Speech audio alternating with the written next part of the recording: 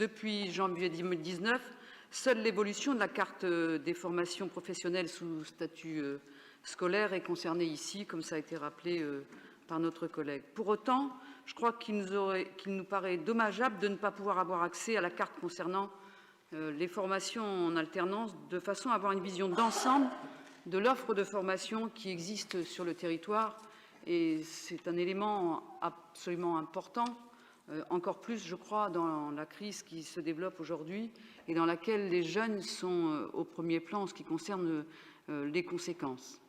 En février dernier, vous nous aviez annoncé qu'une nouvelle méthode était mise en place dans l'élaboration de la carte des formations. Nous souscrivons bien évidemment à cette volonté de la faire évoluer, mais déjà à cette occasion, Céline Brulin avait rappelé que la carte des formations ne devait pas répondre uniquement et exclusivement aux attentes du monde économique. En effet, en tant que puissance publique, nous avons aussi des orientations à donner et une vision à avoir. Le besoin et les demandes de la jeunesse devraient être un indicateur important dans l'élaboration de ces propositions. Or, nous pensons qu'elles sont trop souvent absentes. Nous voyons bien que sur un certain nombre de sujets, si nous nous en remettons qu'au monde économique, nous ne faisons pas toujours les bons choix et nous créons de la déception.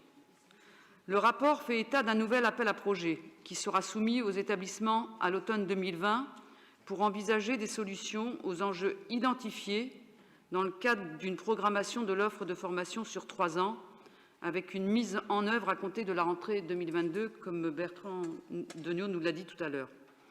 Quel est le contenu de cet appel à projets? Les établissements devront-ils se soumettre à un cadre strict ou auront-ils une part d'autonomie? Certains établissements seront-ils mis en concurrence? J'imagine que tout ceci est impacté par le contexte sanitaire que nous connaissons, mais nous aurions voulu avoir un état des lieux de ces travaux. Si un appel à projets a été soumis aux établissements cet automne, il aurait pu nous être présenté. En quoi va consister concrètement cette expérimentation sur une dizaine d'établissements dans l'ensemble de la Normandie? De la même façon, comment envisagez-vous la mise en place de marqueurs par établissement? Par ailleurs, vous aviez également acté la fermeture de certaines formations Bac Pro GA, qui n'offraient que très peu de débouchés. Cela avait été d'ailleurs pointé par les enseignants eux-mêmes dès leur création, parce que les référentiels de formation ne sont pas adaptés aux besoins. Vous aviez annoncé que certaines formations seraient remplacées dès la rentrée 2020. Pour les autres, à la rentrée 2021, un accompagnement serait mis en place dans les établissements afin de proposer une carte des formations qui permette à tous les jeunes de trouver la formation qui leur offre des débouchés, un emploi et une vie satisfaisante.